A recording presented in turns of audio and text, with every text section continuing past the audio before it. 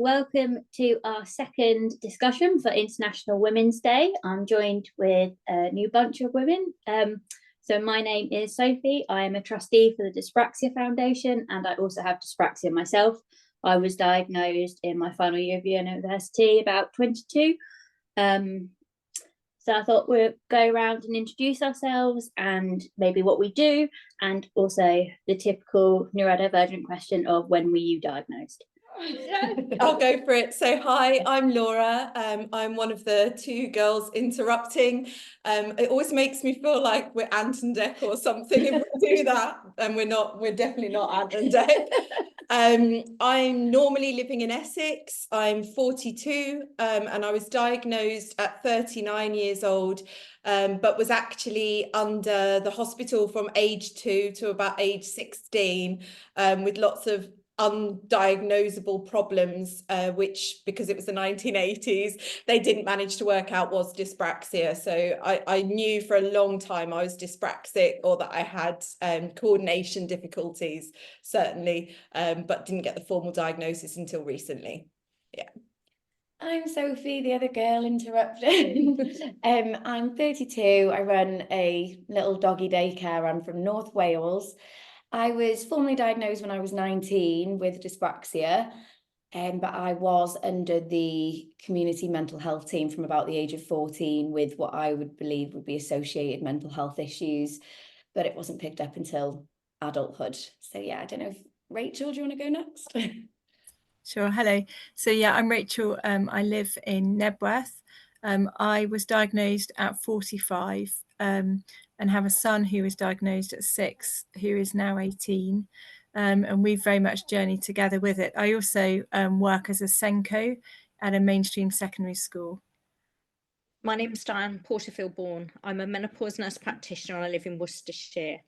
I don't have a neurodiversity, but I do specialise in menopause, and I'm seeing lots of women that are developing either ADHD, autism, later on in their adult life, particularly when menopause happens. So I'm here today to talk to you and listen to comments about menopause and how neurodiversity impacts women later on in their life. Hello everybody, I'm Xanthe and I work in radio, have done for a few years, and I was diagnosed with dyspraxia when I was in uni, so I was 19, and it's been a bit of a discovery from there. I'm now 26. And yeah, I did a radio documentary on it a couple of years ago during COVID, which was amazing for me because I learned so much about it that I had no idea about. And I still get messages about it today from people, and I just think, as I'm sure you all know, it's a very underrepresented part of neurodiversity, I would say. Like, it's the one that no one seems to know about. So I think it's great that we're having this conversation and having a chat and getting it out there. Great, thank you for that, everyone. I know we've got a whole range of different jobs here, so I wondered if anyone had any sort of thing they'd like to share about what it was like getting a job as someone with dyspraxia, or any sort of positives or negatives they found in the workplace. I think the most sort of positive thing I found is in being honest about being dyspraxic. And to be honest, even before I got my diagnosis, I think I'm just quite an honest, open person, maybe a bit too much sometimes. But I'd always say, I always forget questions in interviews, for example, and have to have them repeated. And I've always just said, you know, I just won't remember. I won't remember your name. I won't remember the question. And I've always found that if you're open and honest, that people are actually really receptive to that. And I've never had a negative response to that in job interviews. Can I just add on to that, Rachel? I totally agree with you. I think being honest is great, and like I certainly at first didn't, because I was embarrassed. I was like, they're going to think I'm making excuses for mistakes and think I'm, I don't know, incompetent anyway. So I was like, I don't want to say anything. But what I did find later on, when I was honest with people, I kind of got this sort of general response of, oh, cool, thanks for letting me know. And then that would be the end of it. And with hindsight, I look back and now, and I think as an employer, that shouldn't be where the conversation ends. It should be, oh, okay, tell me about what that's like for you. How can we support you? What, you know, what can we do for you to make the environment more, well, appropriate and comfortable for you to work in. But I think there's just a bit of a lack of understanding in the workplace. I imagine with all neurodiversity, and not, to be honest, let's be fair, it's not just neurodiversity, is it? It's anyone with any differences. There's generally a bit of a lack of awareness, so it is getting better. But yeah, I've had that situation where I have been honest, and then I've had that conversation, it's just ended there, and it's like, well, what was the point of me even saying anything? So I think it does depend on who you talk to, but also it's definitely made me think, like, if I was an employer or got into a position of management, for example, I would make sure that I was much more switched on with that stuff. And people with any difference, whether it's neurodiversity, they've got a physical disability, whatever, I would be way more attentive and think how I can actually support them. And I wish more employers would do that. Could I just jump in and say that I couldn't agree with you more? I think that I've had very similar experiences in the sense of it's been acknowledged when I've mentioned it. But I think the problem is that when people don't know what the word means, then it's just a word. So it doesn't really stay in their mind as something to readdress until they see the implications of it, which can take a long time to unfold. So just going back to the original question, I think a part of so sorry about my dog. I think a part of the interview process where I went wrong was over believing that it's all about selling yourself and getting really, really good at that, like to a point where I could basically get any job because I was the ultimate like salesperson for myself. But then to maybe even downplay how significant dyspraxia was, because of believing that the ultimate goal was to get the job, potentially as well driven by a desperation to get out of the last job, you know, like that cycle of being managed out, and to just oversell myself every time and then keep repeating that cycle. I don't know if that resonates with anybody. I feel like I've been so fortunate in so many ways with my employment history, but I think so much of that came from also getting the right first job. I really think it's so crucial when you are younger going into the right kind of first job for you. And I was really aware when I was younger, like those kind of jobs that you get when you're 16 and you just start working part-time around education are often jobs that are really not ideal for dyspraxic people. So things like being a waitress, that is going to be the worst job in the world for me. Or, you know, working in a pub, I wouldn't have been able to do any of those things. But fortunately, I got to work in an aquarium, a public aquarium, as a tour guide. And I never had a problem verbalizing things. I never had an issue memorizing things. I've got a really good memory. I would present physically very awkward. I still have issues with walking as an adult. So my gross motor skills are very poor, but I got into a job where I could actually excel early on. And that job helped me ever since, really get into, you know, the next thing and the next thing and the next thing after that, to the point now where I'm, you know, really feel very, very fortunate to be in jobs where I'm a speech writer, I'm a communications professional, I write speeches and op-eds and travel around the world supporting some absolutely amazing individuals. But a lot of that, even though this is 2 decades on, comes down to the fact that I got in a job early on that built my confidence and didn't knock it. So I think that's so critical. And then just to come back to the thing about interviews, I actually don't declare my dyspraxia in interviews even now, although I do once I've started the job. And the reason for me has been quite a recent one, that I do also think there are some employers now with the best will in the world, but they're wanting to employ to tick a box to say we've got neurodivergent candidates. And I don't want to be employed because I'm neurodivergent, unless it's because they see those skills that come with my neurodivergency, rather than it being, oh, look, we've got one. Like, good for us, you know. I want to be employed on my own merit and my own worth. Unfortunately for me, I'm okay in interviews, but the bit where I fall down literally actually is you know, I can't use stairs independently, and I struggle with dressing myself and things like this still, even as an adult. So you know, for work trips overseas, I do have to have some accommodations put in to help me. So I need to be honest with my employees about that. Otherwise, I'm going to just be really smelly and untidy for work. So, you know, these things I've worked out and grown in confidence around speaking to my employers about and educating them. But definitely what others were saying resonates, that I think a lot of employers are kind of open to these conversations, but they fall down, like Xanthe was saying, at that stage of not taking it further and actually saying, well, what is it we can do? Not just to help you, like you're not a pity party, but to actually enable you to, you know, achieve your full potential for that employer, to be a really good employee. So it shouldn't just be seen as something that they're doing because you're needy. It's something that they should be doing because it's actually good for them to do it too as an employer. They're going to get the best out of you, I think.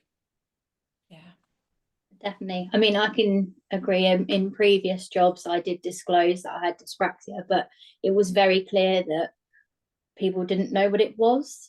So I've had a story of a previous employer who took away all my work that had to do with numbers because they thought I couldn't do numbers, and that is not a problem I have. But rather than ask me, what do you need help with, it's this whole thing of people. I know there is a stat that if you do disclose, you are more likely to be discriminated against, because people will presume they know what your dyspraxia is and then try and help by like removing tasks that for me was not a problem.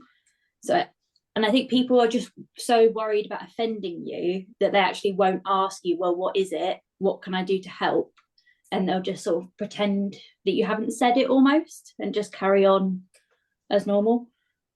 And also, I mean, and the Dyspraxia Foundation has done loads of good stuff on this, but I think unfortunately for employers, when they Google search what is dyspraxia, they're still going to generally get up stuff that's relevant for children, not adults. Yeah.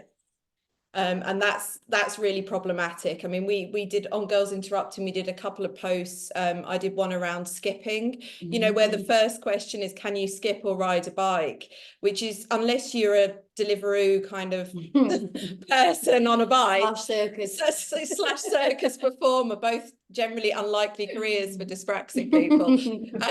You know, it's just not relevant, and that's what employers are finding. So like my last employer fortunately came to me and just said, all we can find is stuff about riding bikes. How does this actually affect your work? And they'd really tried, but that information just wasn't very quick to find. Can I just say one more thing as well? I think as well, like you said there about the riding a bike and skipping and things, for young people that are entering the workforce, if the information isn't there online, it's dependent on their self-awareness or their understanding of their own condition, which means that the people with less understanding of it are going to be at a disadvantage in the workplace, because it requires them to explain what they need, which would require them to understand their condition. And often people get a diagnosis, but that doesn't mean they get a full explanation. I don't know if anyone... And they need the confidence. You actually also not only need to know your needs, you need to be confident to be able to do that with an employer, which is scary, right? Exactly. Yeah. Yeah, I mean, I did say this in our last discussion, but having gone through access to work myself, one of the first questions is, what do you need? And that is such a question to someone who's never had any support, because how do I know what I need?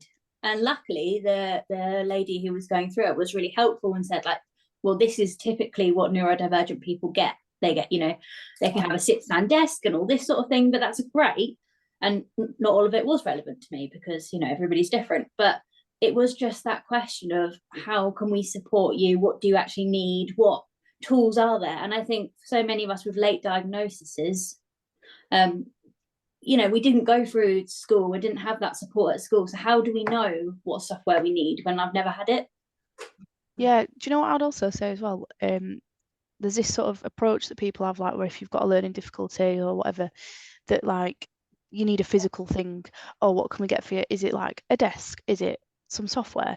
But actually, for me, like, none of that is really that useful. I don't need a keyboard or a sort of different mouse. You just need people around you to actually understand and be aware. And like, maybe, for example, I used to find in one of my previous jobs that people get frustrated with me because I'd forget stuff. And I remember my first job, going back to what you were saying, Laura, about when your first job, and when I worked in a shoe shop, and back then when I was 16, you'd get a shoebox or a shoe from the store that somebody wanted, and it'd have like 16 digits, and I'd have to go into the stock room. Well, first of all, I'd have to write it down on a pad and then go and find it upstairs, and people would want 3 different pairs of shoes in 4 different sizes or whatever, and I'd be like, you can just imagine what a disaster that was. And like all the time my manager would be shouting like, where are you? Because I'd be taking that long. But it's not even like I need a special tool or something. I just need people around me to be patient and think, oh, she's going to take a bit longer because she's got short-term memory issues, or particularly with numbers, for example. So for me, it's like they have that approach, employers sometimes, where it's like, oh, do you need, I mean, in college, school, whatever, you get extra time. I don't need extra time necessarily for a thing. I don't need things printing out in different colour paper. I just need people to be aware and not get frustrated with me, or maybe if they need to ask me to do something, is there a way they can deliver that like, is it better to send it me on an email instead of telling me, because I'll walk away and forget. Do you know what I mean? It's like those little things. So sometimes it's more than just, do you know what I mean? It's just that different approach where I just don't think they naturally take that approach. It's normally quite a physical thing. Do you know what I mean? I'm just going to say one thing, which sounds really cynical, and I don't think this is the case always, but physical things are measurable in terms of what you can class as a necessary adjustment that you provided. And I think that employers, not necessarily deliberately, but out of fear of, going through an unfair dismissal or to be accused of being discriminatory, are very focused on getting it all right and what they can prove to be, we did this, we did this, we did this, we did this.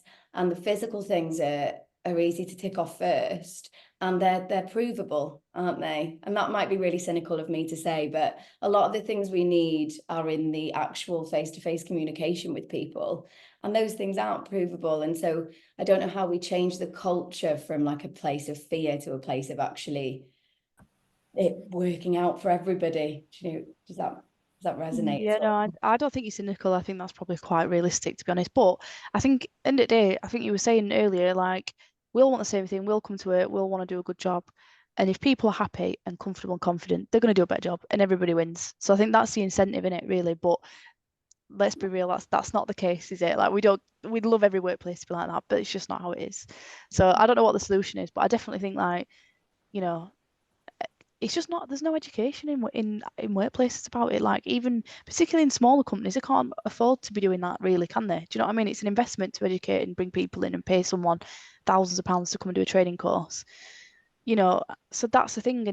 But I don't know what the solution is in terms of other than doing that, but not every workplace has the ability to do so, or the inclination. Absolutely. I think it's a willingness to find out, isn't it? And I think when I go for jobs, so I work in schools and education and in special needs, but that doesn't always guarantee that people will be understanding or have knowledge. So when I was doing my Senko Masters, and I went to speak to the people who are running the course and told them about my diagnosis and so on, and they kind of just, I remember them just standing there awkwardly look at me as if to say, well, so what? You're an adult now. As if it shouldn't impact me at all, and the fact that maybe I might struggle to keep deadlines and that kind of thing didn't occur to them that might be the case, and didn't actually offer anything whatsoever, and there were no concessions at all for the course, which is quite bizarre considering that it was special educational needs.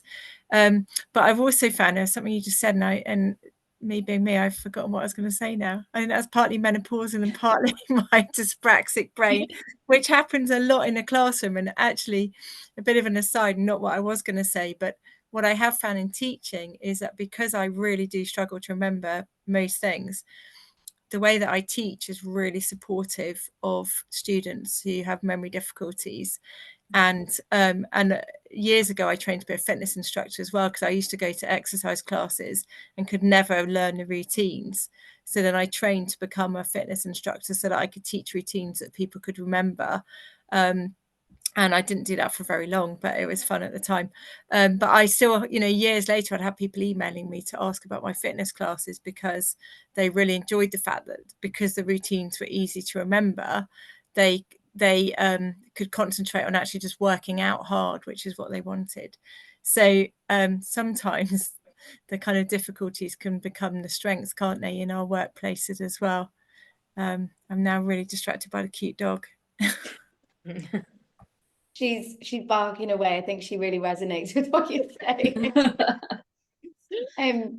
I would just want to say as well, with everything that you were just saying, that when you in the beginning of what you were saying said, oh, I've forgotten what I was going to say, it made me quite emotional, because the amount of times that I carry on talking after I've forgotten what I was going to say or what was asked of me, all the time, every single day, I do not admit that I've forgotten my train of thought. And it's just so like simple to say that. And I'm just going to take that on myself. And I'm really grateful to you that you just admit that, because if I could just flash back through my whole life and think, if I'd have just said, instead of me rambling on like I know what I'm talking about, then I'd have saved me and other people a lot of time. So thank you. Can I just say, if this makes you feel any better, I have literally forgot what I'm saying when I'm on the radio.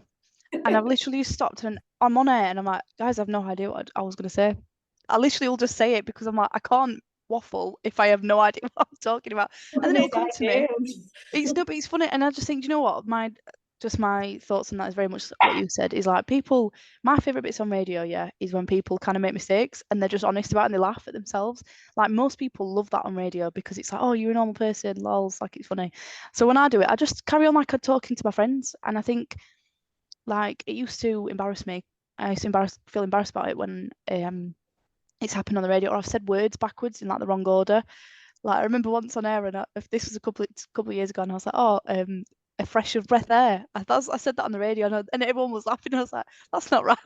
I don't know how my brain does that. Like, how do you put the wrong words in? Like, it doesn't make sense.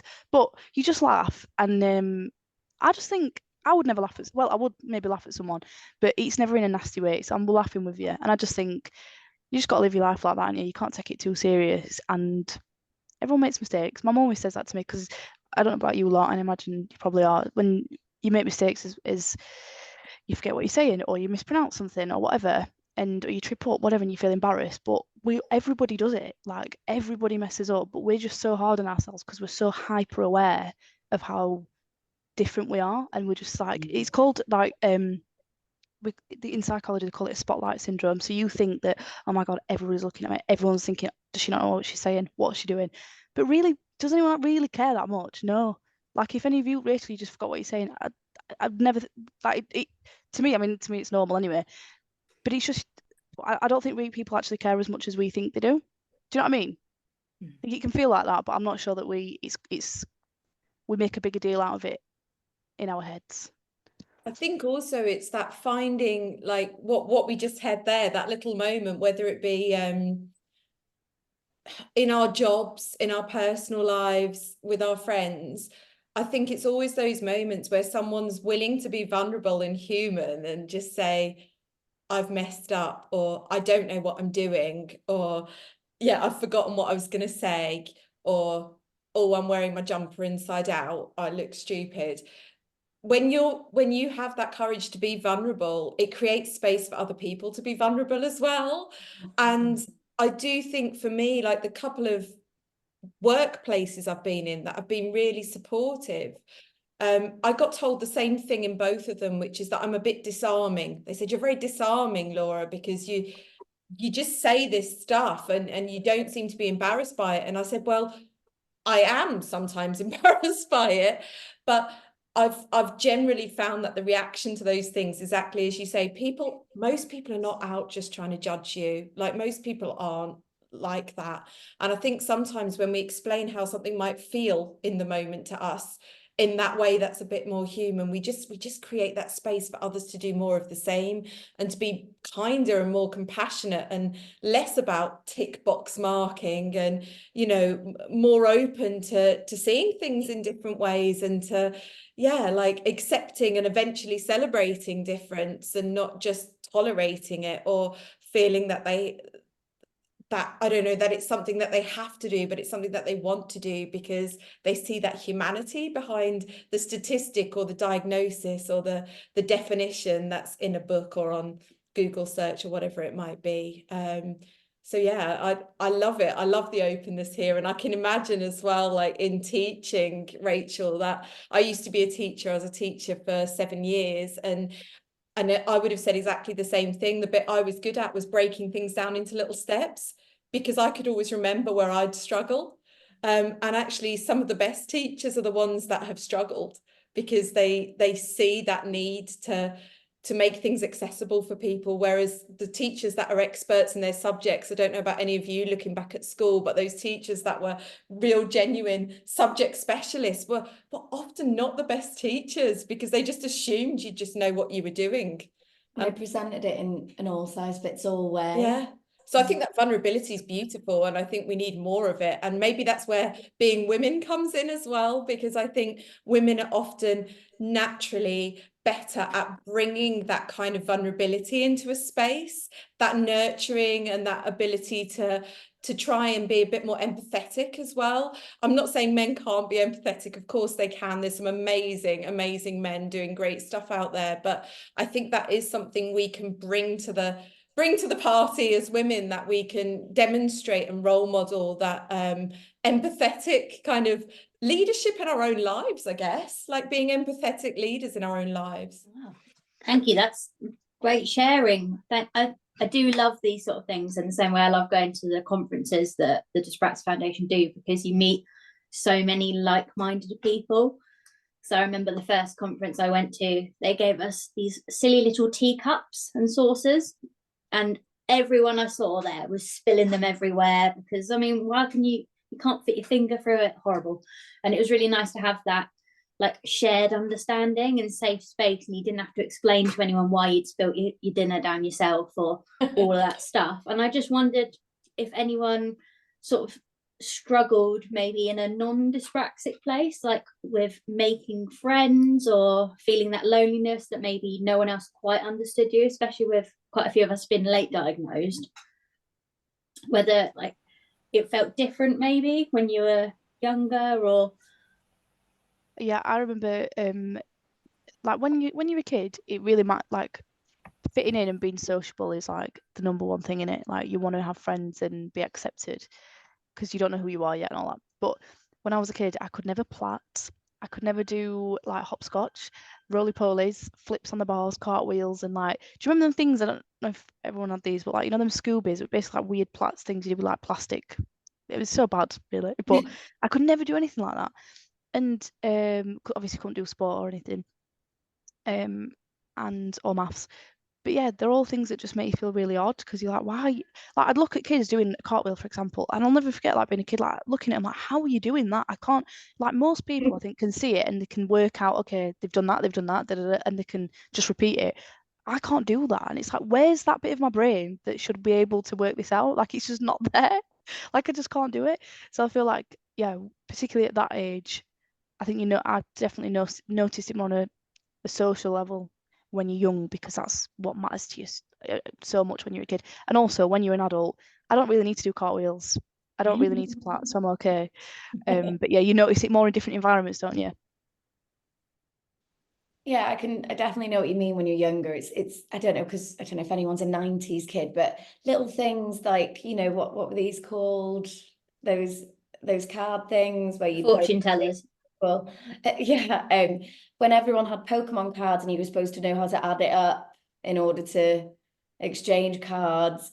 So just going back to the question, like it's really difficult when you're at the age where there's more practical things going on. It's physical play. I guess my generation were lucky to be one of the last generations that was still doing that regularly, but it was really difficult because going out to play, I'd usually end up injured and back in within half an hour with like bruised knees and ruined t-shirts. But yeah, I don't know if it was directly connected to my dyspraxia, but I've always struggled socially fitting into larger groups. And I think that the processing things quickly and following the sequence, and there's more social rules when you're in a bigger group.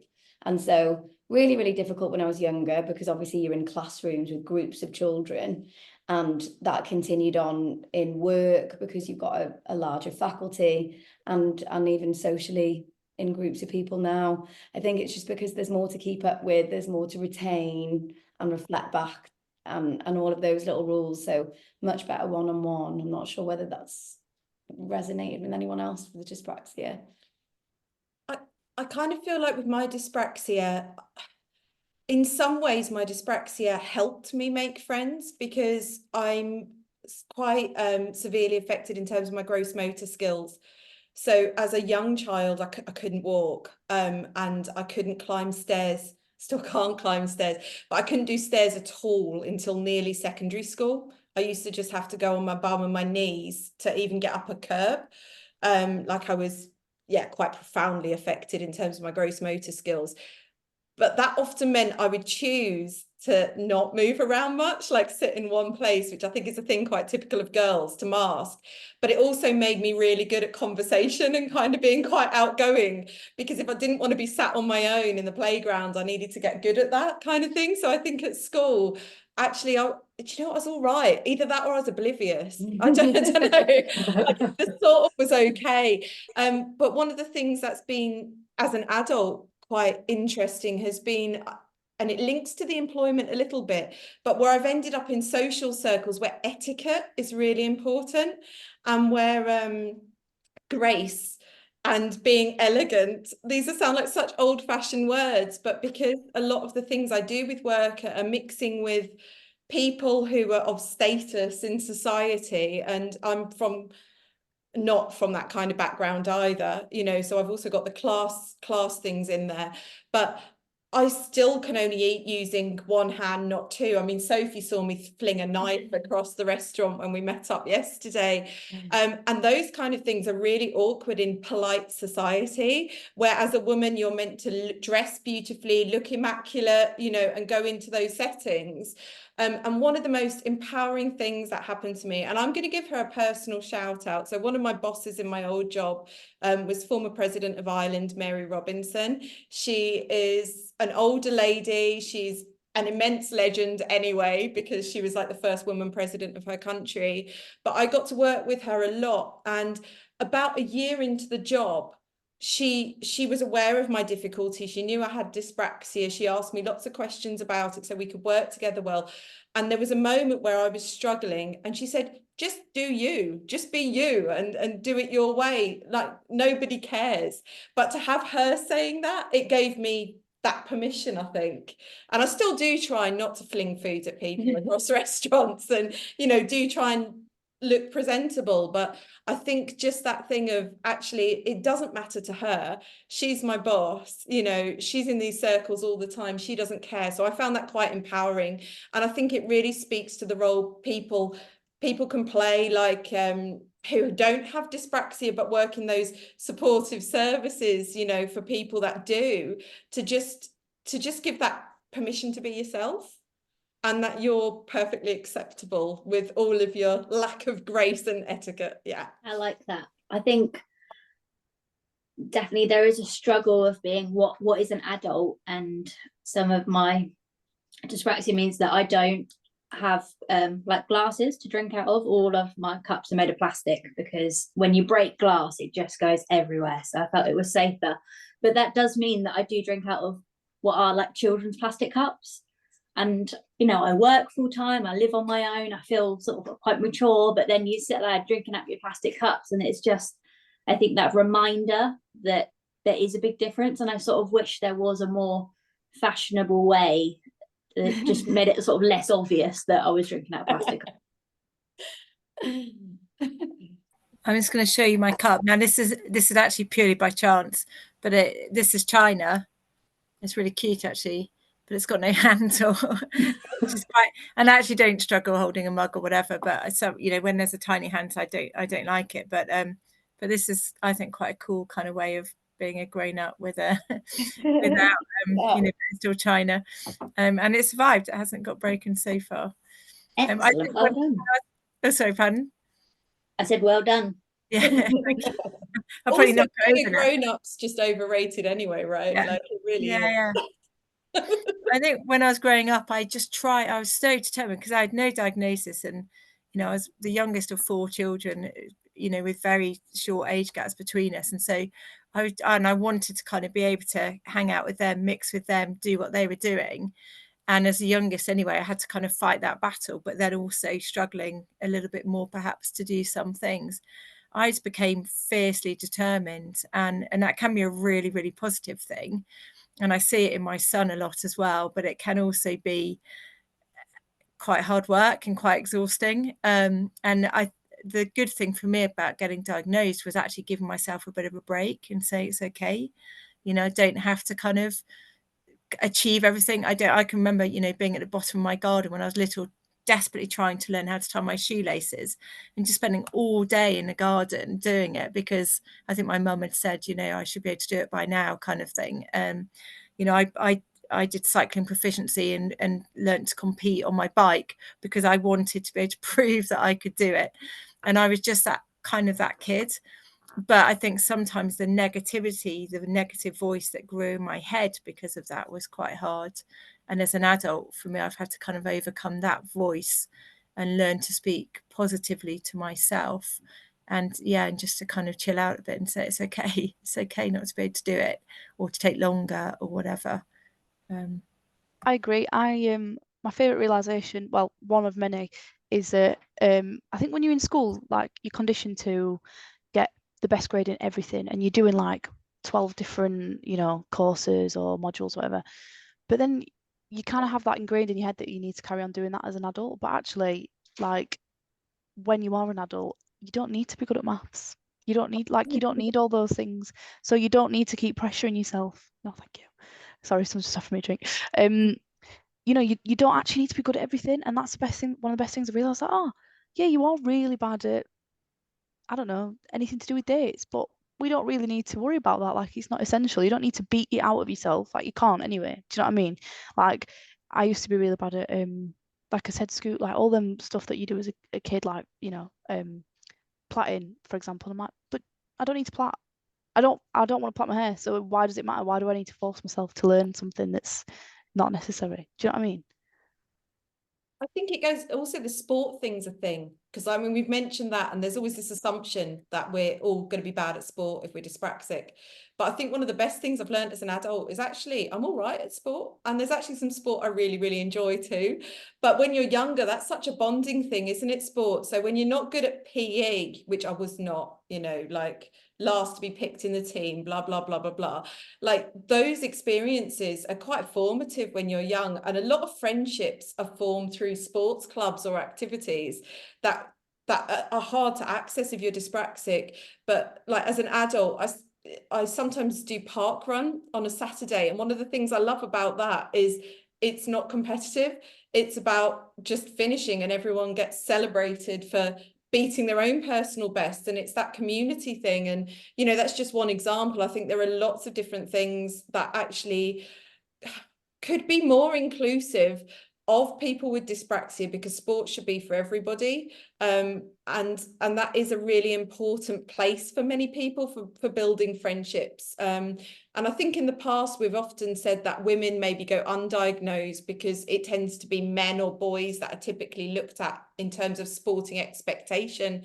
But I do think that is changing for the better in the world. I think, we're seeing now kind of not quite equal attention paid to women's football, women's soccer, but it's definitely on the way up, because they've just done such a great job, the Lionesses, at really making it more visible that women excel in sport. And something that I hope goes hand in hand with that a little bit more is that broadening of kind of inclusivity and access for people with all kinds of disabilities in sport, but including dyspraxia, because it's not just being clumsy for a lot of us. It's not just being a little bit clumsy. It's something that genuinely, hinders us being able to learn or participate in that way, which can have that knock-on effect on things like friendships, being able to make friends if you haven't, and if you're lonely. Often the first suggestions I see in forums when people say I'm a bit lonely is like, join a sports team.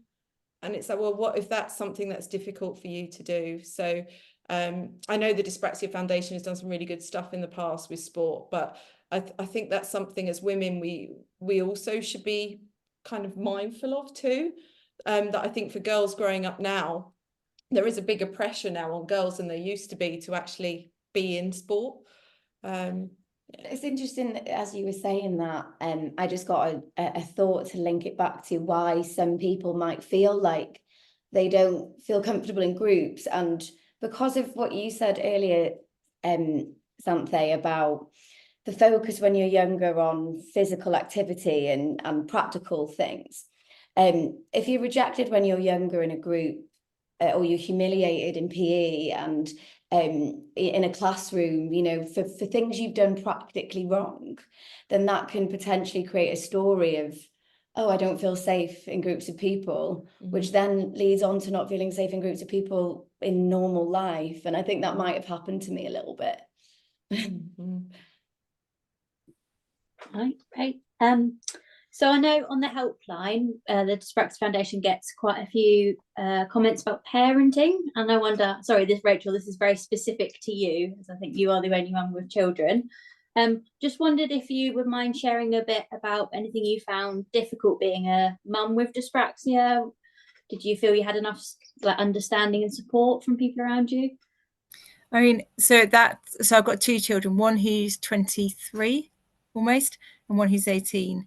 And at that time, I obviously didn't know that I was dyspraxic. But I had some really unhelpful advice about sort of juggling time, because your whole schedule obviously completely changes when you have children. And bless my dear mum, but she would say things like, oh, don't worry about cleaning the house, and she'd list every single room in the house that, you know, just needed doing. Or don't worry about ironing, you know, you don't need to iron your towels anymore, you know, and things like that. Was completely unhelpful. But the way I kind of survived, particularly when the children started in education, was having mates that were really good at knowing which form needed to be completed when, and, you know, all the extra things. So I could get the kind of daily routine where nothing changed. But as soon as sports day was coming up, or there was a school trip or something extra that you had to kind of factor in, I did struggle with those things a bit without really knowing why. I just thought I was a bit useless, probably. And I had good mates. And now it's easier because there are WhatsApp groups for everything. You know, I'm talking well, we just about had the internet when my daughter was born, I think. So pre all of that. But, you know, it was kind of difficult. And sometimes, you know, even a coordination required to actually manage some of the stuff that they had when they were little was quite difficult and quite embarrassing, you know. And I mean, we all use products that are kind of baby safe or toddler safe, but trying to, you know, push down bottles and twist them, you know, lids for different things, you know, I really struggle with that kind of stuff. I still struggle now. I've just got a new car a couple of weeks ago, a Fiat. And I've never had a car like this before, but you know your fuel cap, you have to hold the cap, put your key in, twist it. I don't understand how to do it. I've had the car a month. I filled it up once with assistance. I'm dreading filling it up again. I can't do it. I tried doing it first time. I'm nearly crying at petrol station because I can't put the fuel. I managed to get it off. I had to watch a YouTube video because I can't understand my left and right. I get so confused.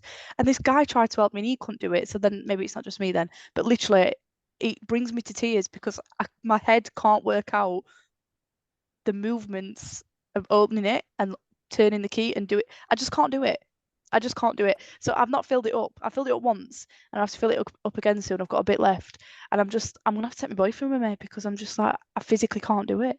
How am I going to fill my car up? I'm 26. I'm glad we can laugh about these things. My one I'm going to throw in, when I babysit or look after friends or nieces and nephews, you know, etc. Baby gates is the other one. Oh God. Baby gate while carrying a baby that you obviously can't drop and need to keep quite safe, or worse, a toddler, because they move a lot more and, you know, maybe having some kind of tantrum at the time, and you're one-handedly trying to open this baby gate to the point where I want to kick the baby gate out of the wall. Yeah, there's quite a few things, aren't there, that are just designed as torture implements, I'm sure, for dyspraxic people. The child locks are dyspraxia locks, aren't they? Yeah, all of them. The same with tablet bottles. Can't take my own tablet. Well, Rachel, a genuine question, because this is something I struggle with. Were you ever worried that you would drop the baby? because No. I won't hold other people's babies Yeah. because I am quite scared, because my hands just forget and then let go of stuff. So I can, if I'm sitting down, I hold a baby, but I'm very scared to like stand up with one. I understand that feeling. I mean, I sometimes, if I'm tired, I might be holding a mug or something, you know, in bed if I'm having a kind of a cuppa, and have almost dropped the mug sometimes. But no, I don't remember that, I must admit. And I didn't ever forget them anywhere, which is quite a miracle, to be honest, because I would be the sort of parent that would leave them outside the shop in a pram. But I don't know, I think, like with anything, and I see this a lot at work with, you know, the students I work with who've got all kinds of differences, that if you're really invested in something, i.e. your own child, then it really helps. You know, to have that kind of interest really helped me and made me kind of, I suppose, maybe better at those kind of things directly related to the child. But then other things found more difficult, the kind of more periphery stuff found a lot more challenging. And managing the whole parent group kind of side of things just felt really difficult. And I think that was because often in my mind, I'll be processing all the things I needed to remember to get out the door. Oh, we did forget once to put socks on our son when he was a toddler and went out for the day, and it was freezing, and neither myself nor my husband at the time realized, and my husband's not dyspraxic, my ex-husband's not dyspraxic, but he also hadn't realized. And we ended up having to buy a really expensive blanket to kind of wrap our son in, because it was the only thing that was available at the time. In fact, that feels like a common feature, is ending up having to spend lots of money, not particularly very good at money, because of something I've forgotten, or something that I've kind of just, I don't know, usually something I've forgotten, ending up having to spontaneously buy something for the children or for myself. Just going off of what you were just saying there about, you know, forgetting things like socks.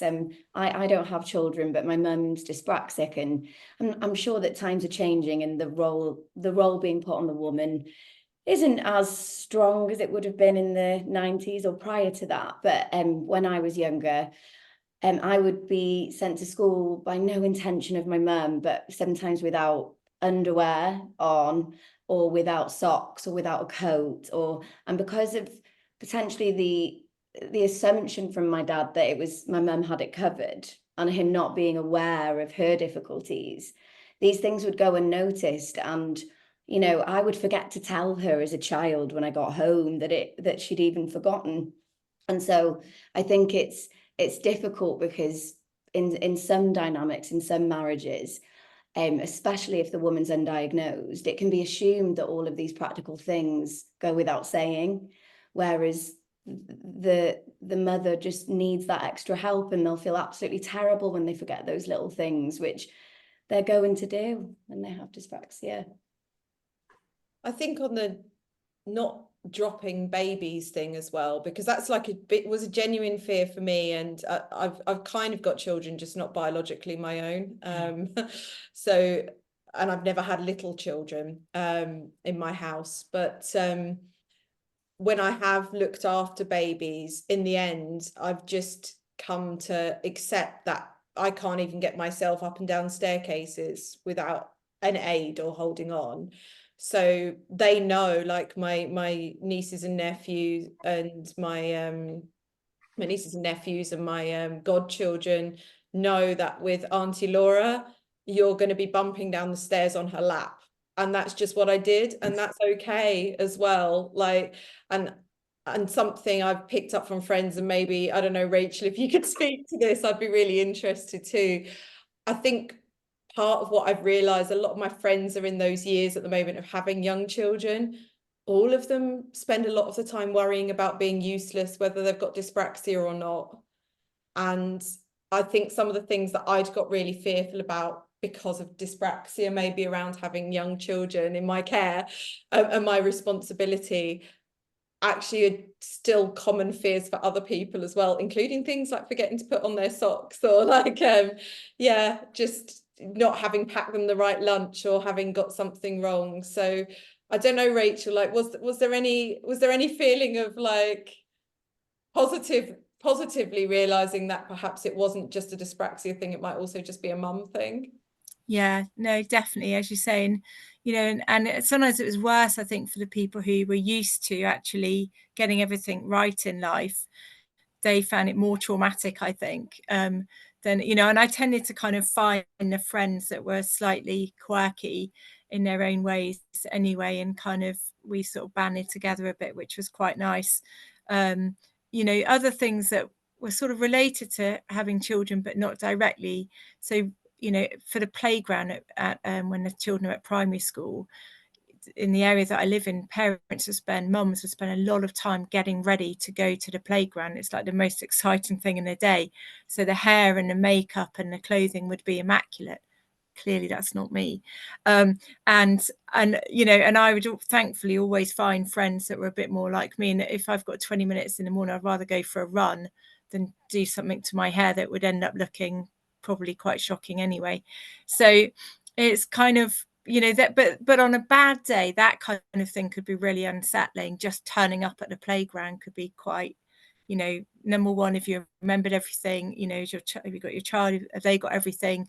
And then how do you compare to the other, particularly mums, and how they look and the things that they seem to have together in their life? You know, the embarrassment of trying to park the car, if you find that kind of thing difficult when you're in a bit of a hurry and there's never enough parking near to school. So kind of managing all of those things that you don't even think about. I didn't know I had dyspraxia, but all of these little things that were just a little bit more challenging. And I think it is really, really important to just find people that are like you for whatever reason. They might not be dyspraxic, and just kind of grab a coffee with those people. You know, I really like watching Motherland. I don't know if anyone watches that comedy, but it just makes you feel so much better about yourself, no matter what you might be like or why. Yeah, thank you. That's really helpful advice, I think, for everyone. If we can move from motherhood to menopause. So if Diane, you'd like to tell us a bit about what you do and maybe the difference in neurodivergent women to non-neurodivergent women within the menopause. Yeah, hello there. So I've been nursing a long time and I've been supporting people with menopause. So what I've been realizing is that there are certain women that aren't coping particularly well with their hormones. Now, these are ladies that are classed as being undiagnosed, either autism, ADHD, possibly dyspraxia. It's not something I've really broached. So it's really interesting how you're talking tonight and explaining how it's affected you, obviously for many years. And Rachel, you said that you were diagnosed in your 40s. So this is something that's raised my awareness that I need to be more aware of this, you know, potentially it can be impacting on women. But the menopause, it's a hormonal shift. So puberty is the starting of everything, but hormones are fluctuating. It's like a roller coaster. So you've got, you know, grumpy children, grumpy teenagers, and you've got grumpy parents as well. And so the moms that I'm seeing, ladies in their 40s, 50s onwards, they're just experiencing like hormonal turmoil. It's a roller coaster. And what generally happens is that people that have a neurodiversity, such as ADHD, autism, they don't cope with their hormones as well as somebody that doesn't. They're more sensitive to hormonal fluctuations. So they'll have more premenstrual tension, more likely to have postnatal depression, more likely to have undiagnosed premenstrual dysphoric disorder, which is like a really severe form of PMS. And these potentially could be women that are undiagnosed. So I'm seeing lots and lots of menopausal women, and obviously all the hype with menopause over the last few years. But I'm realizing that there are some people that just, we're not getting to the root cause of what's going on, why they're not coping with the menopause as well as other people.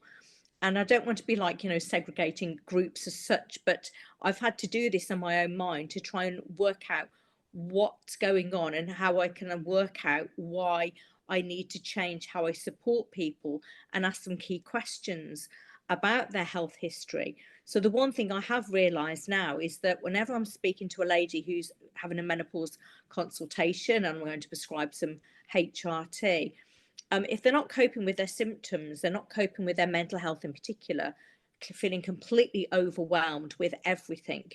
And I'm thinking, well, this just doesn't seem right. So their blood levels might be great, their hormone levels might be increasing because I'm giving them hormones again, but their coping strategies, sometimes they'll be good, other times they'll just fall apart again. And it's like, well, this isn't the normal pattern of what I would be expecting to see. So what else is wrong? What else needs to be adjusted? What do I need to talk about? So the one thing I'm now asking people is, do you have any children that have been diagnosed as autistic, ADHD? And if they say yes, which is a very common pattern I'm seeing now, they go, oh, yes. I'm like, oh, okay, because we know that obviously if their children have a neurodiversity, there's probably about a 70% chance that they will as well. So that, again, it's making me tick up that box to go, right, well, maybe we need to focus our attentions on, have you ever thought there's a possibility that you might have it yourself? And everybody, well, most people I've spoken to go, yeah, I know what you're thinking. You're thinking, you know, do I have this as well? And they're laughing. They go, well, actually, I'm so much like my children. It's ridiculous. We're just like peas in a pod. We understand each other, and other people don't quite understand us. Or I've been masking all my life, or, you know, I've had severe mental health problems and I struggle.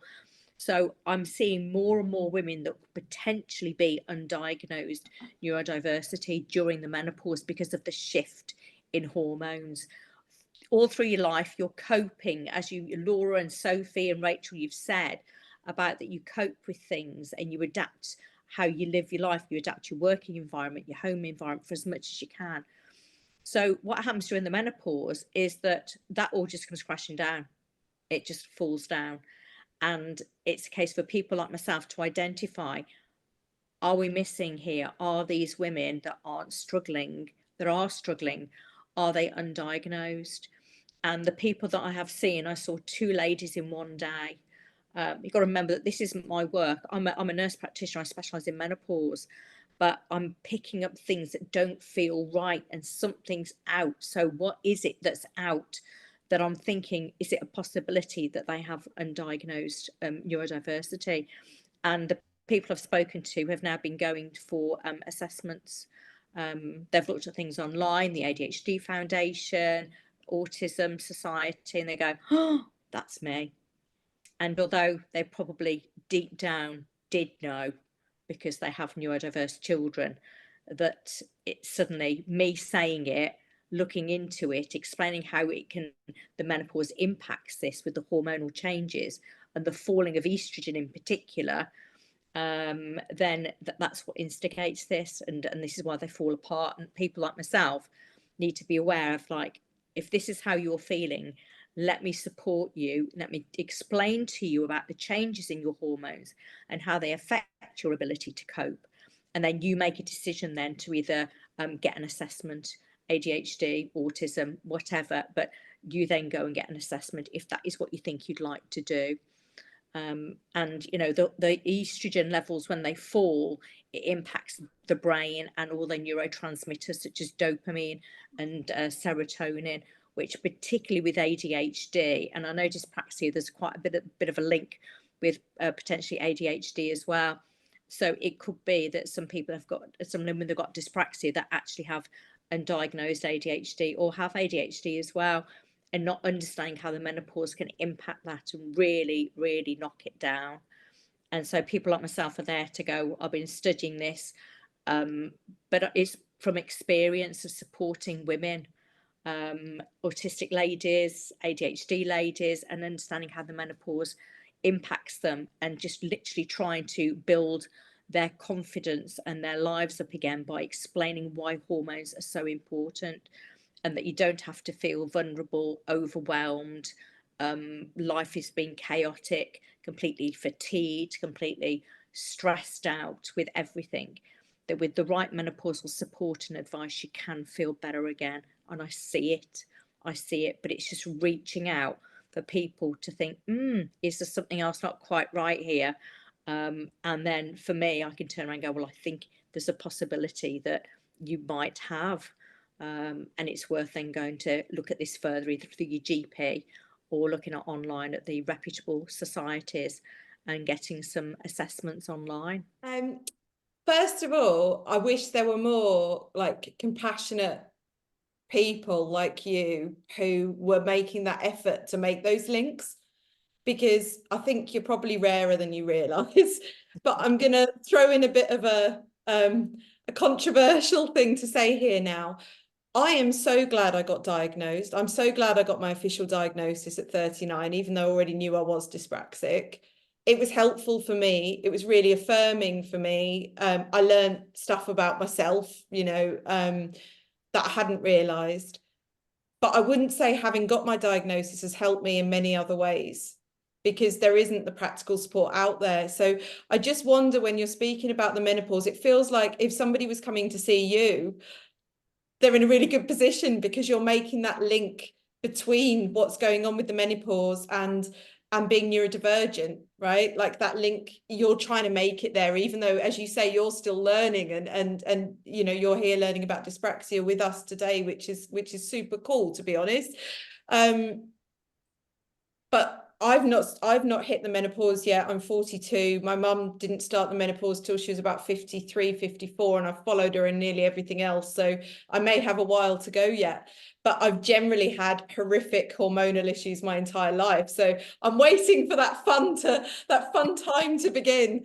But I do really, really worry that me being dyspraxic will actually make absolutely no difference in terms of the healthcare support I get, because it hasn't on so many other things. Like that concerns me as a woman. Very much so. And this is a really big problem, because I think of, like, you know, trying to contact your doctor's surgery to book an appointment. It's a nightmare for everybody. And if you are struggling with various different aspects of confidence and communication, etc., it's going to have an impact on it. And I completely get this. I've got one lady, autistic lady, and I've been supporting her for 4 years now. And I've tried to discharge her back to I work privately, sorry, I work privately, you see. I've been trying to discharge her back to the NHS, but it's just not working for her, because people haven't got the time and the patience and the understanding. Where she contacts me, I know exactly what's going on.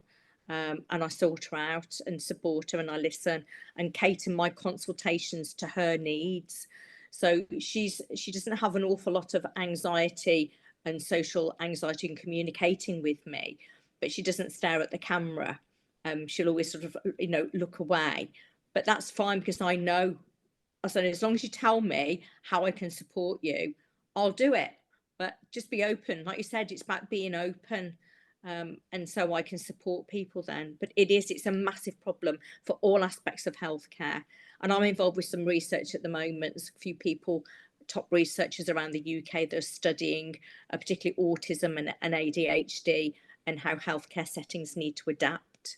And because I've worked in clinical practice all my life, I've worked in hospitals, emergency departments, clinics, I know, I can see the struggles. And because neurodiversity has directly impacted my family as well, I'm fearful. If I'm there, I'll sort it. But when I'm not there, who's going to be the voice? So we've got to make changes within her healthcare settings so that people understand. We really do, because it's scary. It's really frightening. And there's nothing pleasant about healthcare. Pain, anxiety, stress, chaos. It's not a good combination for anybody, but particularly somebody with a neurodivergence. Yeah, Diane, just thank you so much for everything that you've just said. It's incredibly insightful. And following on from what you've said about the healthcare system and trying to make that more dyspraxic friendly or neurodivergent friendly, one common symptom that people can suffer with dyspraxia, but also with ADHD and autism, is not being able to link the pain that they're feeling until it becomes very severe. And I've been a victim of that, having developed sepsis before being able to recognize the severity of my pain, you know, UTI, kidneys, sepsis, and to not be believed because of how unfeasible it is for a GP to understand that you can go from 0 to 100. And all of those things create higher risks for people with neurodivergence. Because how they navigate the health system and their own bodies just isn't understood. And that's exactly what you're saying there. Yeah, it absolutely is. Like, I wish I had better news, but I think all I can say is that I know that things are just starting to tick over to make the changes, but nothing is going to happen quickly. So all we can do is just to educate as many people as possible. I go in and I talk about neurodiversity during the menopause, and I teach healthcare professionals as well. And it's not something that they understand, because when I've explained it, none of them got it. It was mouths open. If anyone's listening to this webinar, we're powering the healthcare service. Yeah, it's about making things more accessible and less stressful for people, and having that moment to just take a breath and understand that not everybody can cope with the chaos of being in an emergency department. And there's a lot that we need to do, but it's just something today that we're discussing. But during the menopause, when fatigue, exhaustion, brain fog, and obviously with dyspraxia as well, that we're talking about, posture, maybe more joint disorders, more joint pains, musculoskeletal pain is a real common symptom of early menopause, lack of estrogen.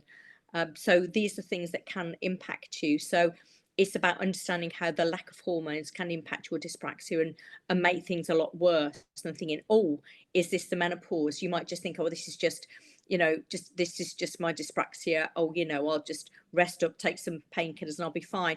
But the reality could be that we know that menopause starts for some people in their in their 30s, but certainly by the 40s, most people are experiencing symptoms. So it's just working out what could be menopause as well. Because a lot of things are overlinked, poor concentration, poor posture when you're at work. And again, that might be exacerbated due to the lack of estrogen as well. Right. Well, thank you very much for that. That was really interesting. It's something that as women, we don't talk about, the menopause, let alone the menopause and neurodiversities. But just thank you very much, everyone, for coming to this webinar discussion. It's been really great to have your views, and thank you so much for giving up your time.